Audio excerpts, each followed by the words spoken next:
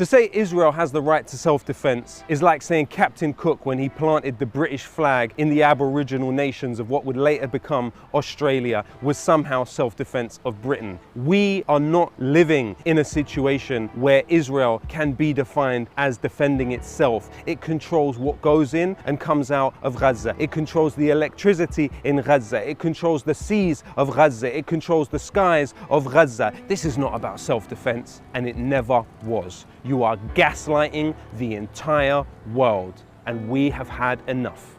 This is not a battle between two equal sides. This is colonialism, settler colonialism in full effect. When you look at a place like Gaza, you are talking about 14 years of some of the most comprehensive sanctions that have ever existed in human history. When you look at the difference between a nuclear-armed, technologically advanced army armed by all of the great powers to people where somehow they find a way to resist their situation, there is zero parity in this context. So who are these combatants that Israel needs to defend itself from? A disabled man with his pregnant wife and their 3-year-old child. In a Shateh refugee camp, 7 children were killed with their mothers by an Israeli airstrike. 11 of the children that were killed were already receiving treatment for traumas that they had suffered in the wars of 2008, 2009 and 2014. You see all of the kids around me? They're just kids. Why wouldn't you just send a missile to them and kill them? It's not fair. The right of children to live is what we are talking about here. The right of children to live. They've bombed the Palestinian Children Relief Fund's offices, cafes, bookshops, media towers, schools, but also health facilities. 22 separate health facilities have been significantly damaged, including the only COVID lab in Gaza. Several doctors killed in their homes, doctors who were working on treating an already battered population in the middle of a pandemic. It's clear that there is no parity of arms, but even if there wasn't, there's no parity of power. One side is the occupier, the other side is the occupied. It's a key understanding at the United Nations that decolonization is a positive thing. How is it possible that we seem to be more concerned about defending the right of a colonial, settler, ethnic cleansing entity to continue business as usual, which is besieging and ethnic cleansing, than we are bothered by the fact that colonialism still exists in 2021. The way that my people are settling Judah and Samaria is unfortunately coming at the expense of the Palestinian people.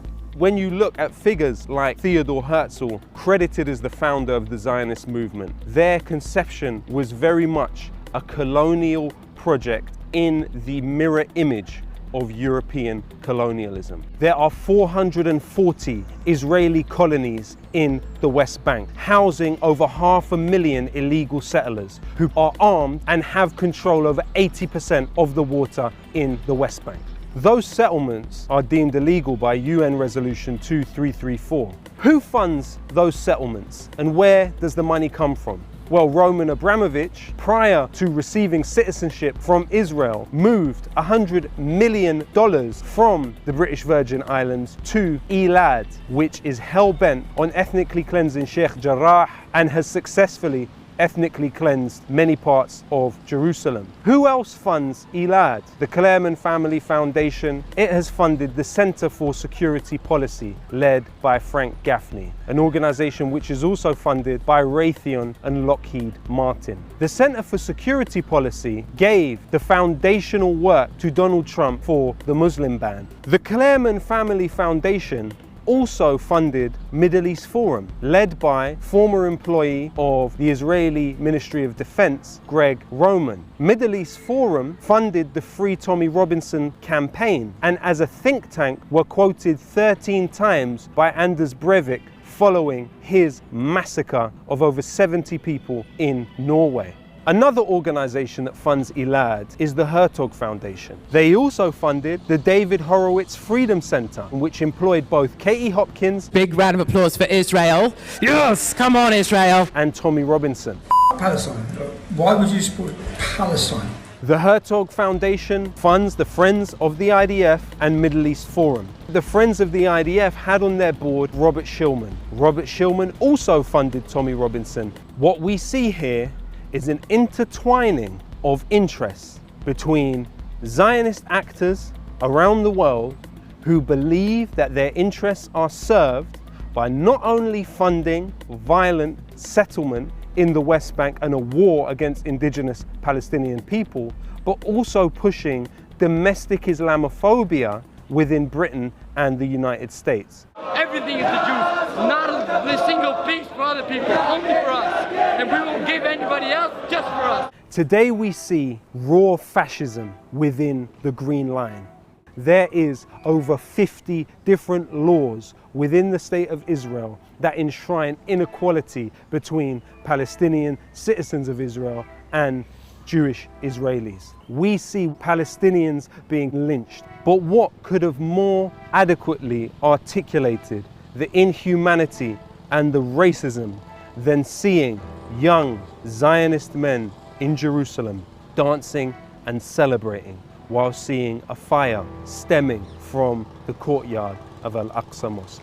This fascism was foretold by Albert Einstein and others. If he was able to be clear about the fascism ahead, why is it today our freedom of speech is withheld from us? Between 2016 and 2018, 500 Palestinians were arrested for posts that they made on the internet, including children. How hideous is it for those well-paid, well-fed members of the British commentariat who have complained for so long about cancel culture to pontificate about their own rights of freedom of speech, while Palestinian children and even children in this country who advocate for the Palestinian cause do not have that freedom of speech.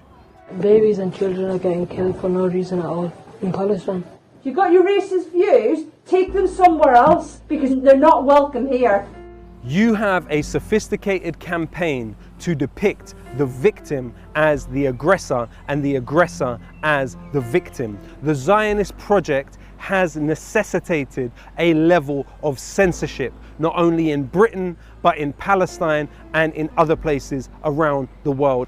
Over 250 Jewish employees of Google have come out and called for anti-Zionist speech to be protected. This is where the change will come from. Not the managerial classes, not the billionaire classes. The change will come from the workers. It will come from the dock workers in Naples who have refused to put those weapons onto ships. It will come from fire brigade workers refusing to take down Palestinian activists, shutting down Elbit systems. It will come from us heeding the call of Palestinian civil society, a unified Palestine that says we will go on strike, we will be ungovernable, so we must too be ungovernable.